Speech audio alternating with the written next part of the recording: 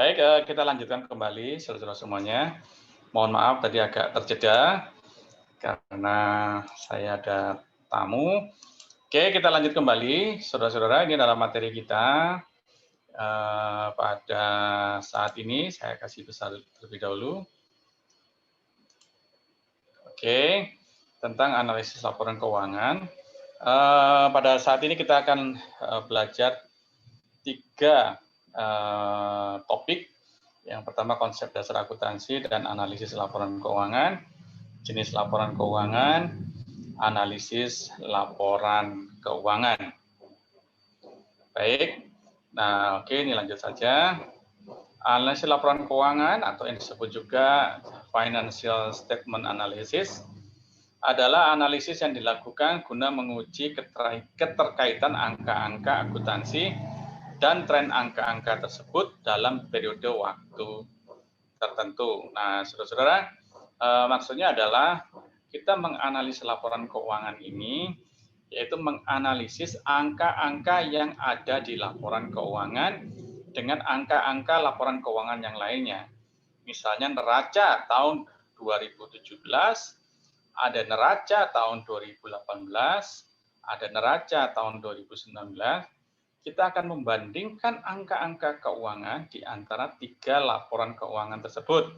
Laporan keuangan tahun 2017 sampai dengan laporan keuangan 2019. Itu maksud daripada analisis laporan keuangan.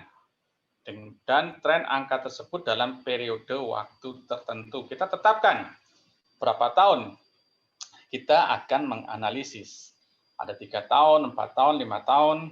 Semakin lama sebetulnya semakin bagus karena trennya bisa kita lihat. Tren itu adalah kecenderungan atau perubahan yang terjadi.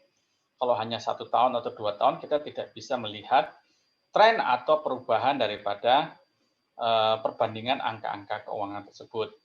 Semakin lama semakin bagus. Apakah perusahaan itu contoh misalnya untuk aktivanya. Apakah aktivanya memang pasti berfluktuasi. Berfluktuasi itu ada naik, ada turun, saudara. Nah, dari tahun ke tahun, apakah walaupun ada naik turun, apakah cenderungnya naik, trennya naik, atau trennya turun? Nah, itulah fungsi daripada analisis laporan keuangan. Mengapa dilakukan, saudara-saudara? Maaf, menilai kondisi keuangan dan hasil usaha perusahaan, masa lalu, masa sekarang, dan memprediksi yang akan datang. Dan menilai kekuatan dan kelemahan keuangan perusahaan. Nah, inilah maksud daripada analisis laporan keuangan. Kenapa ini dilakukan? Ya, ada beberapa teori yang mengatakan bahwa analisis laporan keuangan ini dinilai untuk melihat kondisi keuangan perusahaan pada masa lalu, seperti tadi tahun 2017, 2018, 2019, jika memungkinkan tahun 2020, tapi karena periode akuntansi atau periode pencatatan itu adalah 1 tahun, maka tahun 2020 kan belum selesai, belum ada 1 tahun. Karena dikatakan 1 periode itu adalah selesai 1 tahun, dari Januari sampai dengan Desember. Jadi kita akan melihat menilai kondisi keuangan dari tahun 2017, 2018, 2019, dan kita bisa memprediksinya untuk tahun yang akan datang. Apakah perusahaan ini laba, atau untung, atau mengalami kerugian. Menilai kekuatan dan kelemahan keuangan perusahaan. Ya, karena di neraca itu ada aktiva, ada pasiva. Tentunya kekuatan perusahaan itu ada di aktiva atau kekayaan daripada perusahaan tersebut. Kelemahannya apa? Jika kita tidak bisa mengontrol biaya-biaya, tidak bisa mengontrol hutang dengan baik, maka ini akan menimbulkan kelemahan yang luar biasa dan mengakibatkan berkurangnya kekayaan daripada perusahaan. Kalau kekayaan perusahaan itu berkurang, maka kekuatan daripada perusahaan tersebut juga akan berkurang. Nah, tujuan berikutnya adalah analisis bisnis. Di dalam analisis bisnis ini ada 2 indikator. Yang pertama adalah evaluasi proyek dan berikutnya adalah evaluasi risiko. Apa yang dimaksud dengan evaluasi prospek? Setiap perusahaan tentunya mengejar keuntungan, mengejar profitabilitas.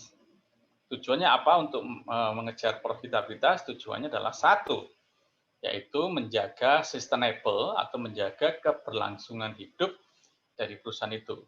Kalau dia perusahaannya untung, kekayaannya cukup besar, maka tadi yang dikatakan di atas adalah untuk menilai kekuatan daripada perusahaan. Maka perusahaan memiliki prospek yang baik. Prospek yang baik yang pertama, yang paling mendasar, itu dilihat daripada keuntungan. Dan yang kedua adalah dilihat dari kekayaan daripada perusahaan tersebut. Berapa kasnya, atau berapa persediaannya, berapa gedungnya, berapa aktiva-aktiva lain yang dia miliki.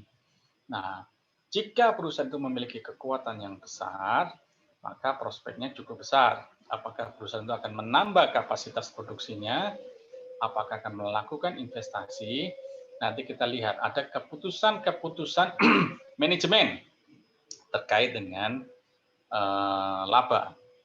Yang berikutnya analisis bisnis adalah kita menganalisis evaluasi risiko. Apa yang dimaksud dengan risiko? Risiko itu adalah ketidakpastian. Kalau kita bicara masalah uang, itu pasti bicara masalah risiko. Karena uang itu juga ada ketidakpastian. Maksud daripada ketidakpastian ini adalah perusahaan bisa mengalami keuntungan setiap saat, tapi dia juga akan berhadapan juga dengan yang namanya risiko, yaitu kehilangan atau loss, atau mengalami kerugian. Jadi antara laba dan rugi, itu yang disebut dengan risiko. Tidak selamanya kita bekerja atau perusahaan itu beroperasional akan menghadapi keuntungan, tapi juga akan berhadapan juga dengan yang namanya loss atau kehilangan atau minus. Nah, minus ini selalu membayang-bayangi. Tentunya tujuan daripada perusahaan selalu ingin profit meningkat terus. Tapi ingat, ada juga gejala juga akan minus. Itu yang disebut dengan risiko. Karena risiko ini selalu membayangi daripada kekayaan. Contohnya paling gampang, uang yang ada di tangan kita. Memang uang itu kalau ada di tangan kita, maka itu menjadi uang kita, menjadi kekayaan kita, menjadi kekuatan kita. Tapi hati-hati, ada juga risiko dari uang yang kita miliki. Kalau kita tidak jaga baik uang ini juga bisa hilang. Kalau kita teledor, kita tidak bisa menjaga dengan baik, maka uang ini juga akan berpindah tangan, bisa ke tangan orang lain. Mungkin jatuh, atau mungkin dicopet, dicuri. Nah, bisa aja kan, itu yang disebut dengan risiko. Kenapa? Uang itu adalah harta yang tidak ada kepemilikannya. Kepemilikannya adalah saat ada di tangan kita atau dipegang oleh perusahaan kita. Jika dia salah dan jatuh ke perusahaan yang lain, maka itu disebut dengan risiko. Penting sekali kita menganalisis bisnis ini antara prospek dan risiko, itu ada beberapa tujuan. Nah, ini yang tadi saya katakan di atas, ada pengambil keputusan bisnis. Di dalam manajemen keuangan, di dalam bisnis, tentunya evaluasi prospek atau evaluasi risiko itu penting dibaca dan dianalisis oleh beberapa pengambil keputusan. Yang pertama adalah investor, yang kedua adalah kreditor, manajer, analisis merger dan akuisisi. Ini maksudnya adalah apakah perusahaan ini akan meng-take over perusahaan lain atau mengambil perusahaan lain, ataukah bergabung antara satu perusahaan satu dengan perusahaan yang lain agar menjadi suatu perusahaan yang sangat kuat. Kemudian direktur atau manajer, pemimpin, regulator atau pengambil keputusan atau pengambil kebijakan, eksternal auditor atau pemeriksa keuangan eksternal, karena di dalam akuntan itu ada akuntan internal, ada juga akuntan eksternal. Eksternal ini yang disewa, dibayar sesuai dengan keahliannya, dan dia memberikan pernyataan bahwa laporan keuangan perusahaan A atau tertentu itu dalam keadaan baik. Nah, itu biasa dilakukan oleh eksternal auditor. Dan juga ada serikat pekerja. Serikat pekerja ini juga perlu memahami tentang laporan keuangan. Lawyer atau pengacara, ya ini biasanya kalau perusahaan-perusahaan ini mengalami risiko yang cukup tinggi, ingat di sini ada risiko, bukan hanya mengambil keuntungan, menumpuk kekayaan, tapi kadang-kadang itu risiko dikatakan ini seperti bom waktu. Ya kalau dia tidak dijaga dengan baik, tiba-tiba dia akan meledak dan perusahaan akan mengalami masalah yang cukup berat. Nah biasanya kalau ada masalah, maka di sini tugasnya daripada lawyer atau pengacara, bagaimana membela apakah perusahaan ini rugi oleh karena memang operasionalnya atau rugi ada indikasi-indikasi yang lain yang mungkin tidak bisa kita pelajari pada saat ini. Nah, di sini ada kerangka pikir atau framework analisis laporan keuangan. Ada komponen dalam proses analisis bisnis. Yang paling tinggi bahwa laporan keuangan itu merupakan perusahaan bisnis yang kita pelajari, saudara ya. Nah, tentunya dalam setiap contoh-contoh laporan keuangan yang kita pelajari akan lebih banyak kepada perusahaan-perusahaan bisnis. Minggu depan dengan materi yang baru, coba kita akan mempelajari laporan keuangan, contoh-contoh laporan keuangan dari perusahaan bisnis. Nah, di dalam perusahaan bisnis itu ada industri, analisis perusahaan industri, dan ada juga strategi analisis. Tentunya kita akan mempelajari perusahaan-perusahaan atau industri-industri perusahaan, kemudian strategi-strategi apa yang dilakukan oleh perusahaan itu untuk mencapai keuntungan yang setinggi-tingginya. Tentunya kalau dia mau mendapatkan keuntungan yang setinggi-tingginya, maka diperlukan laporan keuangan yang baik. Laporan keuangan yang baik itu jika disusun oleh akunting atau akuntan yang baik juga. Dia punya orang-orang yang mampu menganalisis accounting atau akuntansi itu dengan baik. Dari pencatatan sampai dengan pelaporan itu harus tertata dengan baik. Kemudian masuklah kepada berikutnya, fase berikutnya. Disinilah manajemen. Orang-orang manajemen yaitu financial analysis.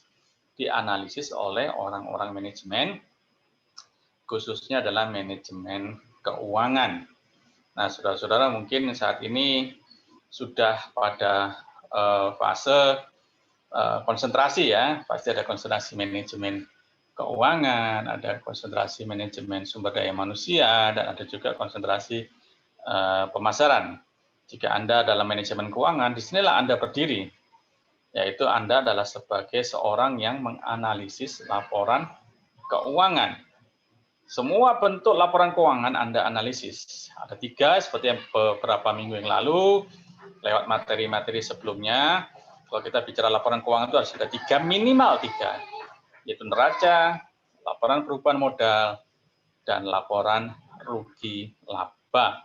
Ada juga laporan lain, yaitu laporan arus kas atau cash flow, dan ada juga laporan-laporan yang lain. Berikutnya adalah kita menganalisis prospektif. Apa yang akan terjadi pada tahun yang akan datang. Ingat tadi dikatakan, mengapa kita perlu menganalisis laporan keuangan? Yaitu kita menganalisis laporan keuangan masa lalu, masa kini, dan yang akan datang. Yang akan datang itu yang disebut dengan prospektif analisis. Kita akan menganalisis apa yang akan terjadi dengan laporan keuangan pada tahun yang akan datang. Itu bisa kita analisis dengan memperhatikan laporan keuangan yang sekarang dengan sebelumnya. Makanya semakin lama kita menganalisis, trennya semakin jauh, mungkin dari tahun 2010 sampai dengan 2019, kita ambil laporan keuangannya dan kita bisa memprediksi apa yang akan terjadi pada tahun yang akan datang. Di samping kita juga memprediksi faktor-faktor eksternal yang lainnya. Nah, di sini baru nanti kita lihat bahwa setiap laporan keuangan itu pasti ada analisa risikonya.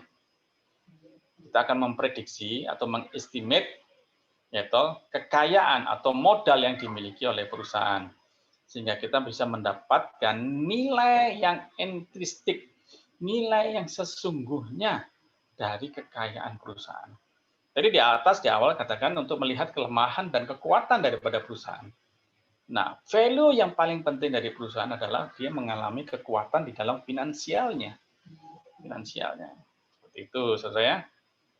Kita akan melihat materi,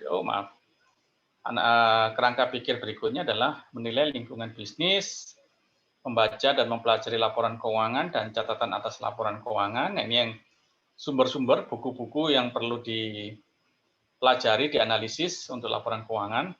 Ya, ini mungkin kita bicara pada teori-teori yang lama, di mana masih secara manual. Mengingat saat ini adalah sudah masuk ke era 4.0, di mana pencatatan laporan keuangan itu sudah secara digital. Tapi kalau kita bicara teori, maka kita akan bicara secara manual terlebih dahulu. Yaitu kita mengambil seluruh laporan keuangan dan catatan-catatan laporan keuangan yang dimiliki oleh perusahaan. Menilai kualitas laba, analisis laporan keuangan, memprediksi laba atau cash flow pada masa yang akan datang. Ini tujuan daripada kerangka pikir kita menganalisis laporan keuangan. Nah, saya kasih cepat aja, saudara. Menilai lingkungan bisnis. Apa jenis kegiatan perusahaan? Nah, ini penting sekali untuk kita menganalisis laporan keuangan. Apa jenis perusahaan? Mungkin di pertemuan-pertemuan kita sebelumnya, saya sudah menjelaskan bahwa kalau kita menganalisis laporan keuangan, itu penting sekali kita melihat bentuk daripada perusahaan tersebut atau jenis daripada perusahaan tersebut. Apakah perusahaan ini perbankan? Apakah perusahaan ini industri? Apakah perusahaan ini koperasi, asuransi? Karena kalau kita mau menganalisis laporan keuangan itu harus sifatnya sejenis. Jadi kalau perbankan, maka kita akan melihat laporan keuangan perusahaan-perusahaan perbankan saja. Antara bank satu dengan bank yang lainnya. Contoh, ini contoh ya. Contoh antara laporan keuangan Bank BNI dengan Bank Mandiri. Kalau kita menganalisis laporan industri, misalnya industri rokok, antara gudang garam dengan jarum, maka jenis perusahaannya harus sama. Tidak bisa kita menganalisis antara Bank A dengan perusahaan rokok. Wah, nggak bisa. Nggak bisa, karena jenisnya sudah berbeda. Jadi jenisnya harus sama. Yang berikutnya adalah strategi apa yang digunakan perusahaan untuk menghasilkan laba. Nah, ini penting juga strategi-strategi apa yang digunakan oleh perusahaan untuk menghasilkan laba. Pasti setiap perusahaan memiliki ciri-ciri atau strategi-strategi yang berbeda walaupun jenis perusahaannya sama. Misalnya perusahaan perbankan, tentunya masing-masing perbankan memiliki strategi yang berbeda untuk mendapatkan keuntungan. Berikutnya adalah perusahaan tersebut berada di bidang apa. Di bidang apa ini hampir sama dengan kegiatan. Jadi perusahaan tersebut berada dalam bidang apa? Apakah dia perusahaannya di bidang asuransi? Kalau memang sama-sama keuangan, maka harus dibedakan antara perusahaan bank dan perusahaan non-bank. Kalau bank berarti perbankan, seluruh perusahaan yang ada di bawah Bank Indonesia. Kalau perusahaan keuangan non-bank seperti asuransi, koperasi, ya kan pegadaian, maka kita harus melihat bidangnya terlebih dahulu. Oke, keuangan, oke kita bedakan lagi antara apakah di asuransi, pegadaian, koperasi. Maka kalau koperasi pasti dengan koperasi, kalau asuransi dengan asuransi. Jadi harus lebih spesifik kembali. Seperti itu. Siapa pemain utama usaha tersebut? Ya mungkin ini manajernya ya. Mungkin ini secara case by case saja, saudara ya. Pemain utama itu maksudnya adalah manajernya, saudara ya. Tapi kita tidak perlu sampai sejauh itu, kita akan bicara masalah secara teoritis saja. Walaupun dalam hal-hal tertentu, pemain utama itu juga bisa diperhatikan. Siapakah pesaing utama perusahaan tersebut? Ya, kita juga bisa membandingkan laporan keuangan antar perusahaan atau yang disebut dengan cross section. Jadi kalau misalnya kita membandingkan antar perusahaan, misalnya perbankan, misalnya Bank BNI dengan Bank Mandiri, nah di situ kita melihat laporan keuangan di antara satu perusahaan dengan perusahaan yang lain. Yang tentunya kita melihat perusahaan itu kalau bisa tipenya sama, perusahaan yang sudah besar, skalanya sudah besar, ya kan? Dia sudah lama dalam beroperasional, nah itu sangat penting sekali. Berikutnya, bagaimana hubungan antara perusahaan dengan konsumen dan supplier. Nah, ini sangat penting sekali kalau dalam dunia industri, karena Hubungan yang kuat antara perusahaan dengan konsumen itu mengakibatkan kepercayaan antara konsumen dengan perusahaan. Semakin tinggi kepercayaan konsumen terhadap perusahaan, biasanya perusahaan itu akan mendapatkan keuntungan yang lebih besar. Beda kalau perusahaan itu tidak dipercaya lagi oleh konsumen, maka cenderung biasanya perusahaan tersebut ditinggalkan oleh konsumennya dan pasti mengalami kerugian yang cukup signifikan. Berikutnya adalah bagaimana pengaruh perubahan ekonomi terhadap penjualan dan laba perusahaan. Ya, ini penting sekali saudara. Ini yang saya sebutkan tadi di atas. Ada faktor-faktor eksternal dalam perusahaan, ada juga faktor-faktor internal dalam perusahaan. Nah, perubahan ekonomi itu adalah faktor eksternal yang dialami oleh perusahaan dari faktor eksternal di luar daripada perusahaan. Masalah regulasi dari pemerintah, masalah budaya, masalah situasi keamanan itu juga mempengaruhi daripada perekonomian suatu perusahaan, saudara ya, ekonomi mikro khususnya untuk perusahaan-perusahaan. Nah, ini sangat mempengaruhi dalam penjualan. Nah, kita lihat sekarang ini di masa pandemi COVID-19, ini juga memberikan tekanan yang cukup berat bagi perusahaan-perusahaan yang ada di Indonesia, bahkan mungkin di dunia, mengalami tekanan yang cukup besar, sehingga mereka juga mengalami penurunan di dalam pencapaian laba, saudara ya. Itu adalah faktor-faktor eksternal. Analisis industri. Analisis potensi laba berdasarkan kondisi industri. Ya, ini perlu diperhatikan, saudara-saudara semuanya, bahwa kita melihat potensi laba berdasarkan kondisi industri. Ada nanti di dalam teori-teori rasio, itu disebut juga dengan rasio-rasio industri. Yaitu rasio minimal yang harus dimiliki oleh setiap perusahaan.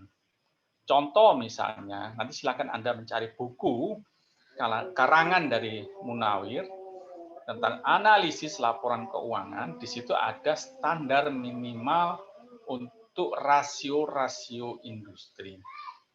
Contoh misalnya untuk rasio kecukupan modal atau yang disebut dengan CAR itu singkatan, yaitu Capacity Adequacy Ratio atau Capital Adequacy Ratio, Capital Adequacy Ratio atau rasio kecukupan modal.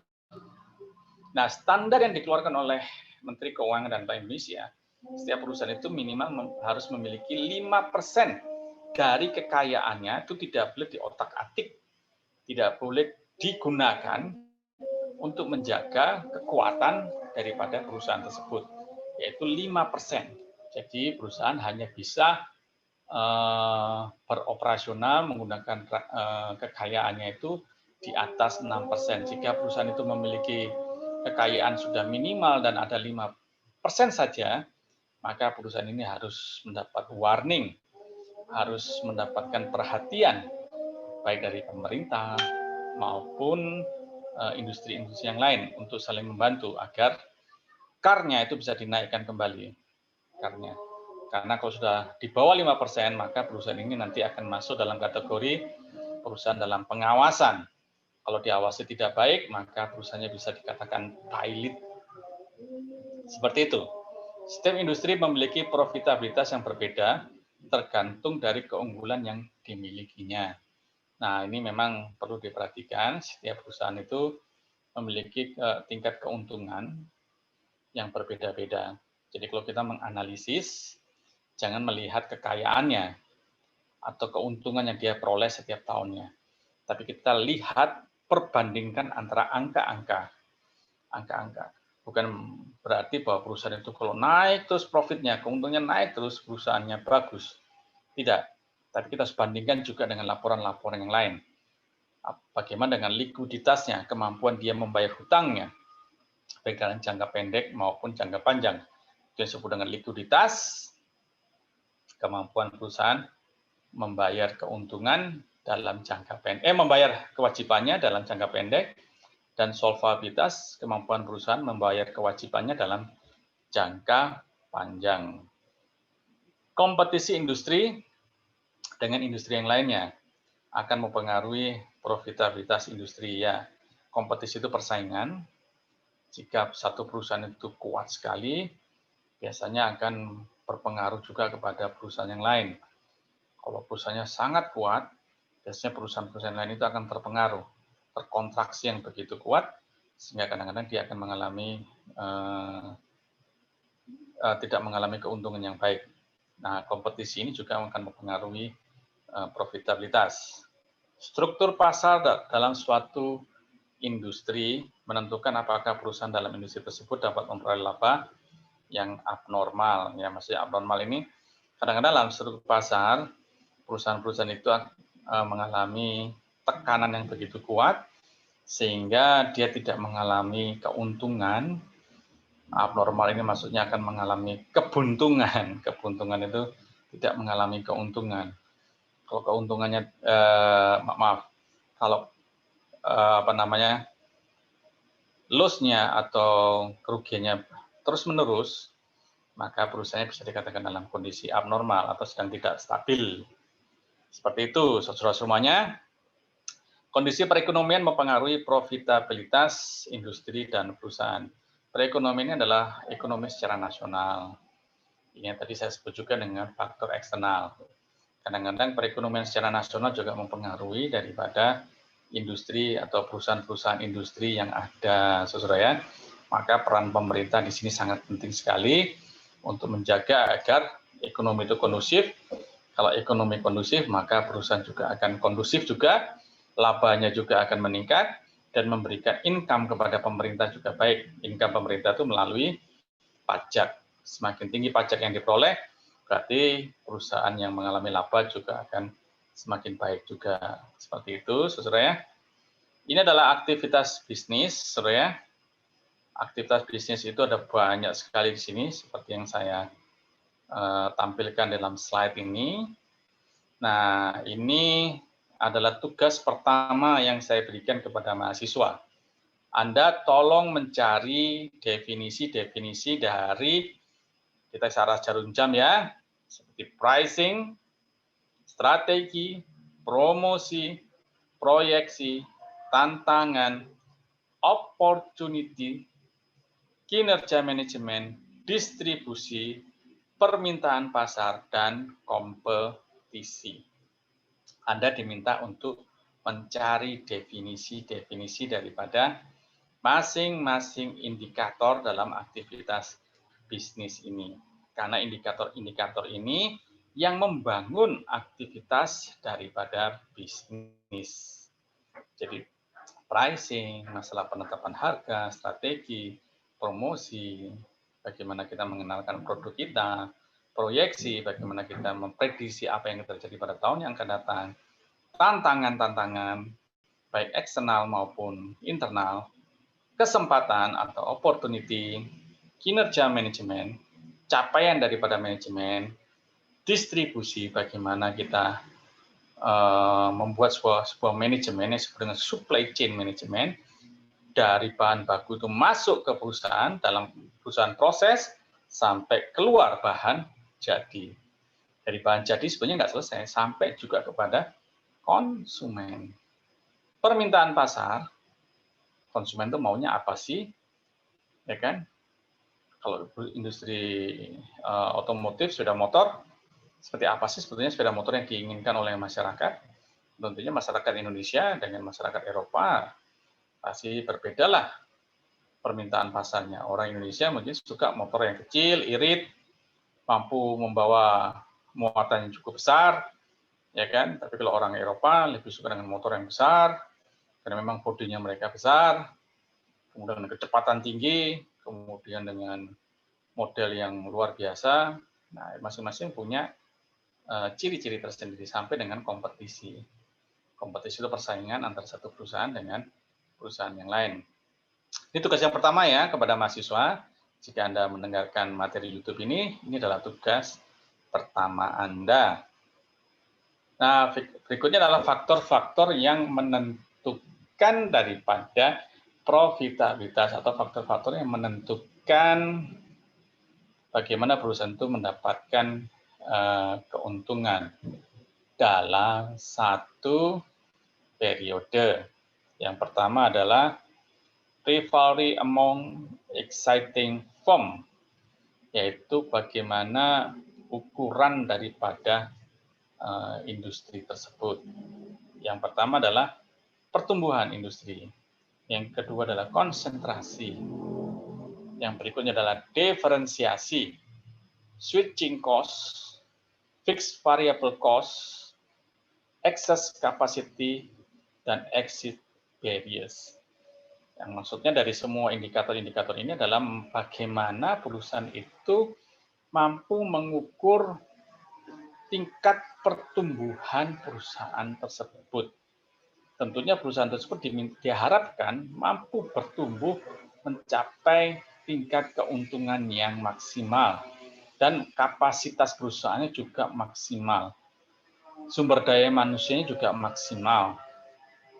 Dan perusahaannya juga konsentrasi fokus kepada industri yang dimilikinya.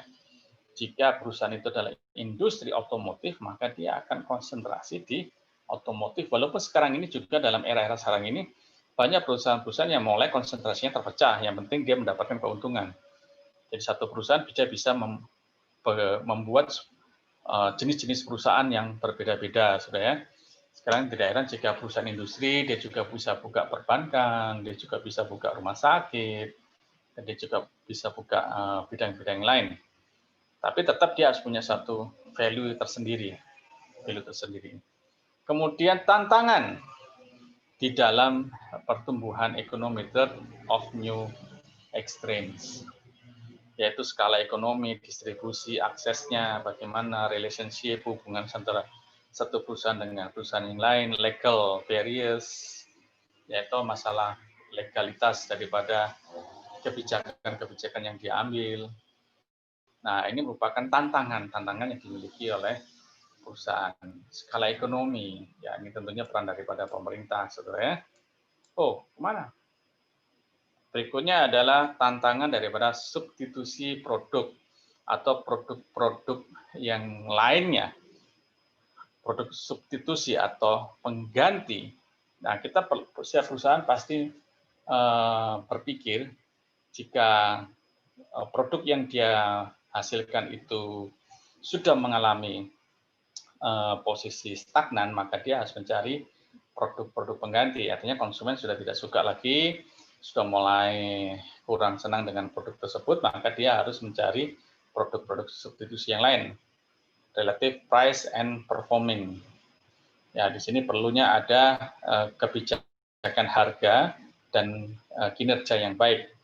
Kemudian buyer willingness to switch. Bagaimana kita bisa mengganti barang-barang yang sudah tidak mendapatkan minat animo yang kuat dari konsumen, maka perusahaan-perusahaan ini harus mampu menyediakan barang-barang pengganti yang lain sehingga konsumen tetap pada posisi stabil. Nah, industri profitability ini tujuannya adalah perusahaan itu mengalami keuntungan yang maksimal. Bargaining power of buyer. Bagaimana pembeli itu mampu membeli dengan baik.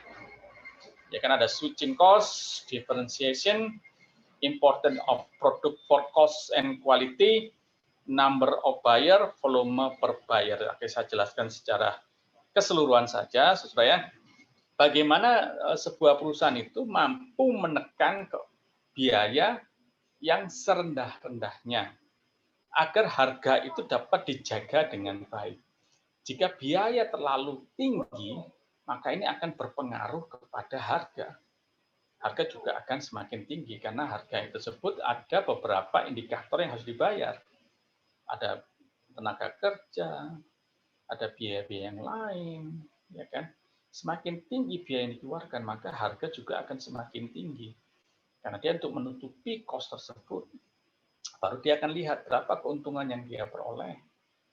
Makanya di sini perlulah sebuah perusahaan itu menjaga agar manajemen cost itu baik, sehingga menjaga pembeli mampu membeli produk dengan baik. Berikutnya adalah bargaining power of supplier. Nah, saudara, dalam isu industri, tadi dikatakan juga bahan baku itu masuk, kemudian proses, kemudian dia keluar menjadi barang jadi. Nah, barang jadi ini tidak hanya berhenti sampai di situ. Tentunya perusahaan akan memikirkan agar barang ini sampai di tangan konsumen itu dengan baik. Itu keluar dari pabrik itu dalam kondisi yang baik. Contoh seperti handphone. Masing-masing orang pasti punya handphone lah ya. Handphone. Nah, handphone ini pada waktu dari keluar dari pabrik sampai di tangan konsumen itu dalam kondisi harusnya sama, tidak boleh kurang. Jangan sampai keluar dari pabrik yang bagus sampai di tangan konsumen sudah cacat, sudah rusak. Nah, ini yang perlu dijaga, sehingga kepuasan daripada konsumen itu dapat dijaga dengan baik. Sudah ya. Analisis keuangan atau financial analysis. Proses untuk mengevaluasi posisi keuangan dan kinerja dengan menggunakan laporan keuangan. Ya, ini hampir sama dengan di atas, saudara ya. Kalau kita menganalisis laporan keuangan dari tadi yang saya jelaskan, antara satu perusahaan industri dengan perusahaan industri yang lainnya, atau satu perusahaan industri, tapi kita membandingkan dari tahun ke tahun, ya kan? Yang penting itu ada laporan keuangannya. Laporan keuangan itu ada 3 seperti saya ulangi terus, agar Anda tidak bosan. Nah, dari laporan keuangan ini baru kita bandingkan. Antara satu laporan keuangan dengan laporan keuangan yang lainnya. Kita menganalisis profitabilitasnya, kita menganalisis resikonya, kita menganalisis arus kasnya, dan ada alat-alat analisis. Kita lihat di sini sebelah kanan, ada alat analisis yang paling banyak digunakan, yaitu analisis rasio. Ini bisa kita gunakan. Ada analisis arus kas. Bagaimana kecepatan daripada kas itu. Karena kas ini adalah sebuah pos di dalam laporan keuangan yang paling liquid. Dia cepat keluar, dia cepat masuk, dia cepat keluar, dia cepat masuk. Dia cepat masuk kan ada pendapatan, ada sumber-sumber ekonomi yang masuk. Dia cepat keluar juga karena ada biaya-biaya yang harus dibayarkan, bayar hutang, bayar pegawai, dan bayar-bayar yang lain. Itu biaya-biaya. Nah, kalau arus kas tidak dijaga dengan baik, biasanya ini akan bermasalah. Seperti itu, saudara ya. Berikutnya adalah prospektif analisis. Yang dimaksud adalah prospektif analisis ini adalah bagaimana proses memperkirakan, ya kan, kejadian-kejadian yang akan datang, yang mungkin kita tidak tahu. Nah, di sini perlunya seorang analisis laporan keuangan yang baik. Dia mampu memperkirakan apa yang akan terjadi dengan keuangan pada yang akan datang, dengan membandingkan kondisi keuangan internalnya dan juga membandingkan dengan situasi ekonomi yang ada di sekitarnya, seperti tadi kita pelajari di slide-slide sebelumnya, saudara ya. Kemudian kita juga melihat lingkungan bisnis atau business environment dan strategi analisis. Kita tidak bisa lepas dari lingkungan bisnis, lingkungan yang ada di sekitar kita. Kalau kita tinggal, saudara di rumah kita, tentunya ada lingkungan di rumah kita kan, ada tetangga-tetangga, ada juga warga-warga di sekitarnya, itu disebut dengan environment atau lingkungan. Tentunya dalam bisnis, dalam industri, perusahaan tentunya juga ada lingkungan perusahaan yang ada di sekitarnya. Nah, ini perlu diperhatikan. Ada pesaing, ada perusahaan yang sejenis, ada perusahaan-perusahaan yang tidak sejenis. Ini akan berinteraksi dan akan mempengaruhi, sesuai ya. Accounting analisis, perlunya kita menganalisis akuntan. Ya, setiap perusahaan yang baik kalau dia punya akuntan yang baik, karena dia mampu menganalisis keuangannya dengan baik. Yang baik itu belum tentu dan tidak harus dengan keuntungan yang maksimal. Ya, itu adalah tujuan utama dari perusahaan ya, keuntungan. Tapi juga bagaimana dia bisa menjaga kekayaan itu tetap stabil dan tidak minus terus.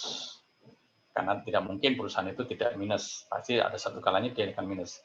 Tapi jangan trennya itu minus terus. Trennya juga harus surplus terus. Itulah menjadi nilai utama daripada laporan keuangan, saudara ya. Di sini ada aktivitas bisnis yang coba digambarkan, itu harus seimbang antara investasi dan pendanaan. Kita lihat dulu sebelah kiri, apa itu investasi. Aktivitas investasi, pembelian sumber daya. Sumber daya ini adalah kekuatan-kekuatan yang dimiliki oleh perusahaan.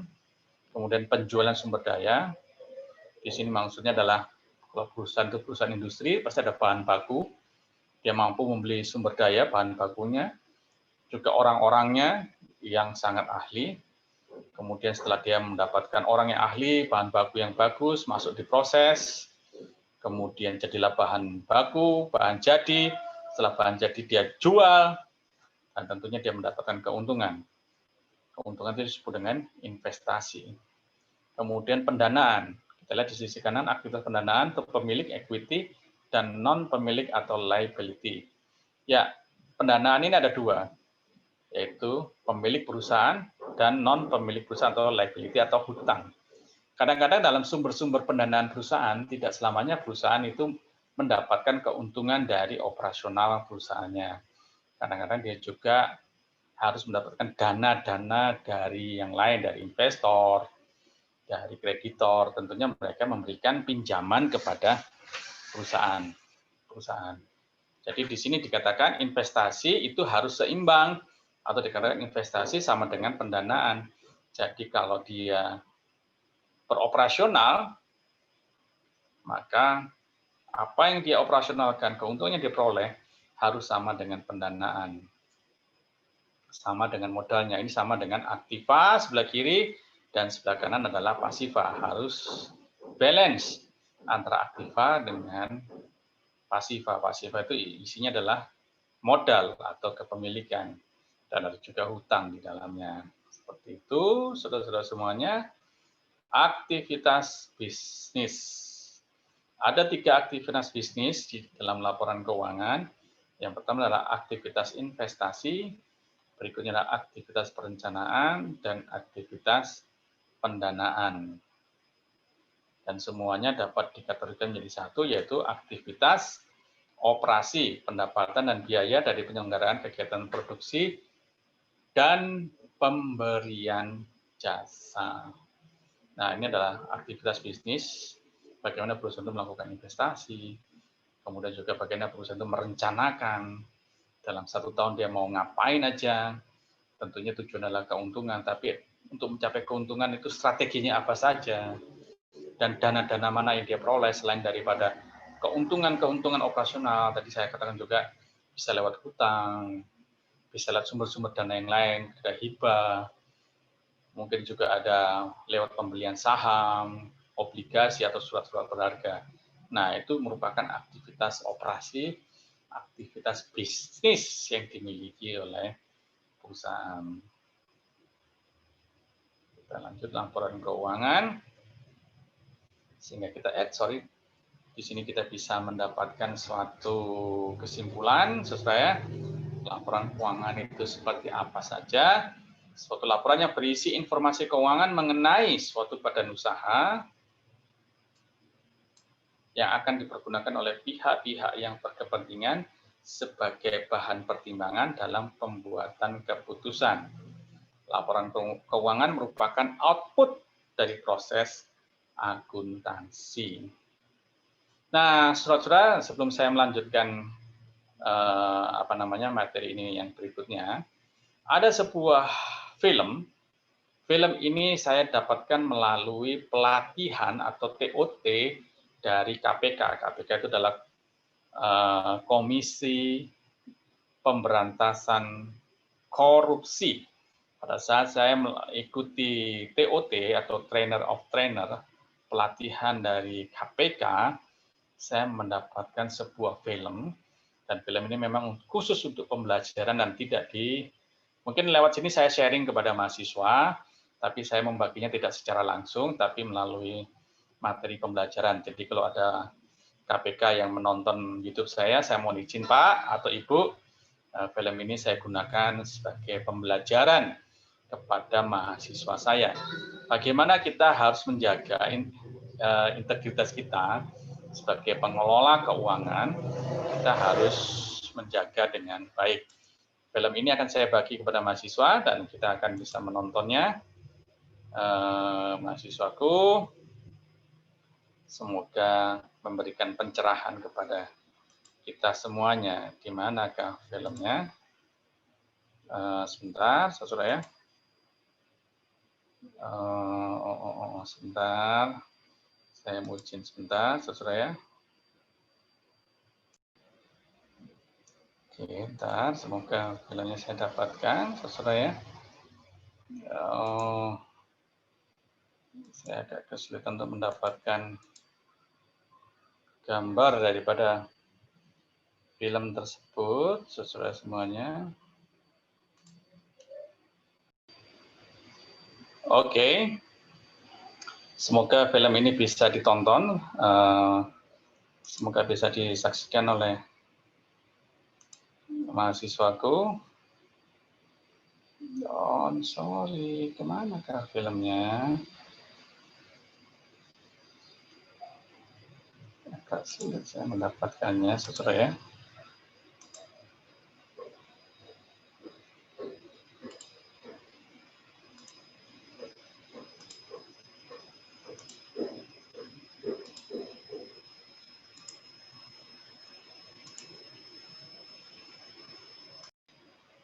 Oke.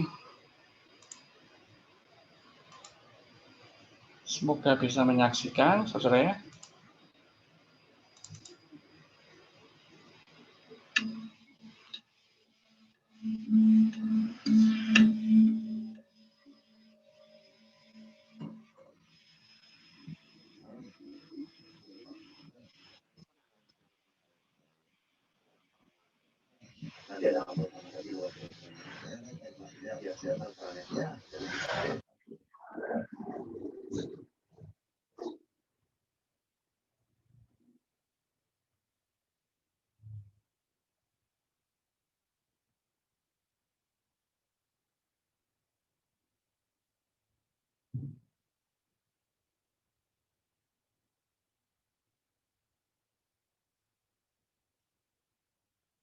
Ya, film ini menjelaskan kepada kita mengenai tanggung jawab kita sebagai pengelola keuangan ya, saudara semuanya.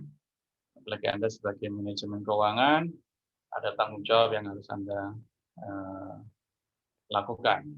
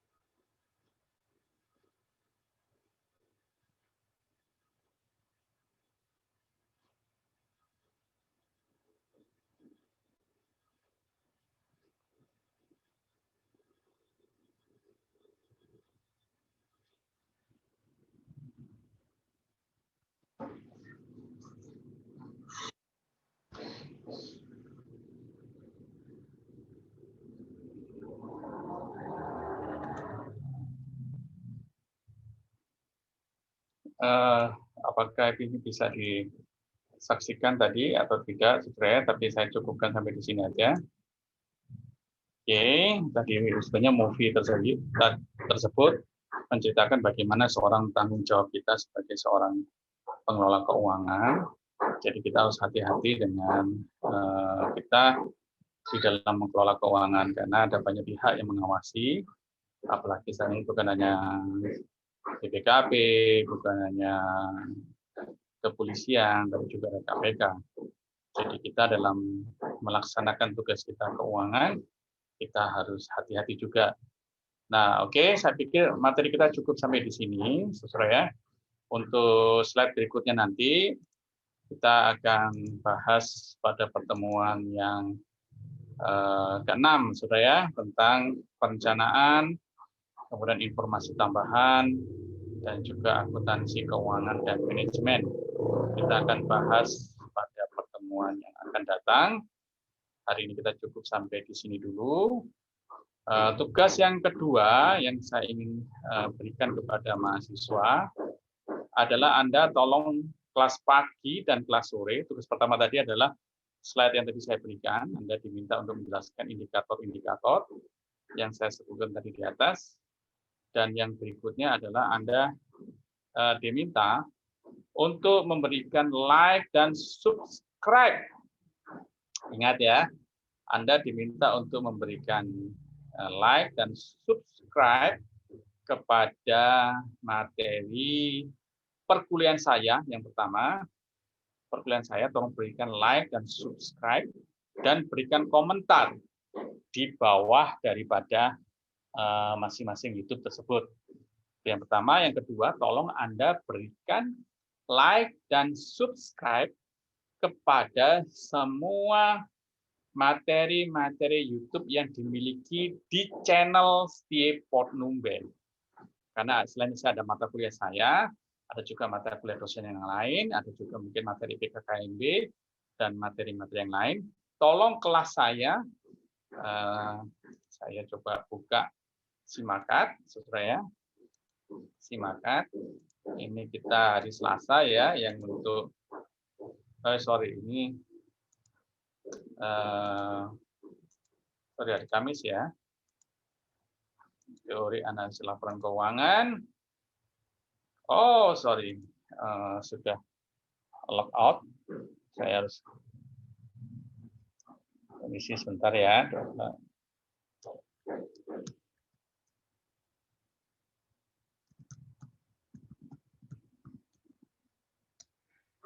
Oke, ini adalah absen. Ingat ya, setiap tugas yang saya berikan, kemudian mahasiswa mengumpulkan kepada saya, maka saya akan masukkan ke dalam absen. Itu adalah ketentuan kita. Banyak sekali di dalam WA selalu bertanya bagaimana dengan absen. Dan terima kasih kepada rekan-rekan mahasiswa yang lain yang sudah memberikan penjelasan juga kepada teman-temannya bahwa absen yang saya masukkan ke dalam Simakat adalah mereka yang mengumpulkan tugas. Kemudian akan saya masukkan ke dalam absen. Nah, di sini ada kelas pagi, kelas sore. Yang pertama adalah di hari Kamis, ya. Hari Kamis. Di sini ada 27 mahasiswa. 27 mahasiswa.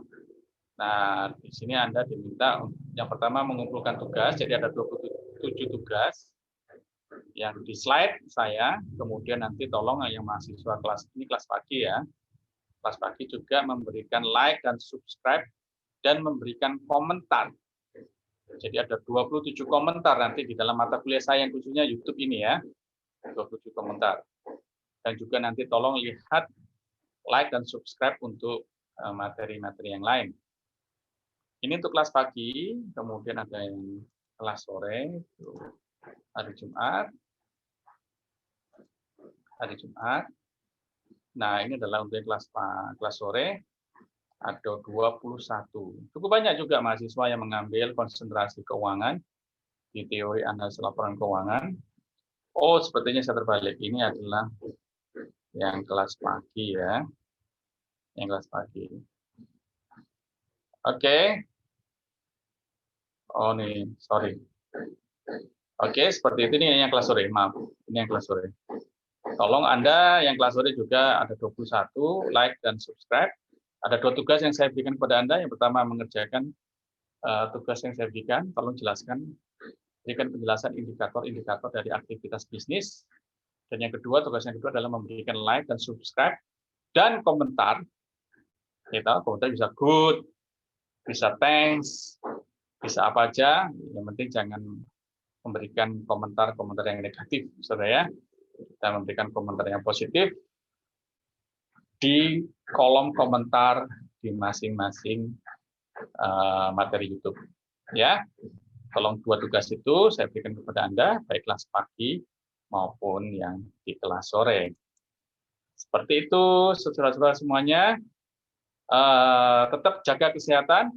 Pesan saya di akhir daripada tatap muka ini, jaga kesehatan bagi kita semua, karena kita masih dalam situasi pandemi COVID-19 yang hampir kita semua tidak menginginkan situasi ini terjadi, tapi kita berdoa semoga Tuhan memberkati kita dan pandemi ini bisa cepat berlalu oleh karena kuasa Tuhan yang Maha Esa. Dan doa saya kepada kita semua, Tuhan jaga kita diberikan kesehatan dan dijaga agar tidak ada hal-hal yang tidak kita inginkan terjadi. Demikian, terima kasih. Sampai jumpa kembali kepada materi yang akan datang.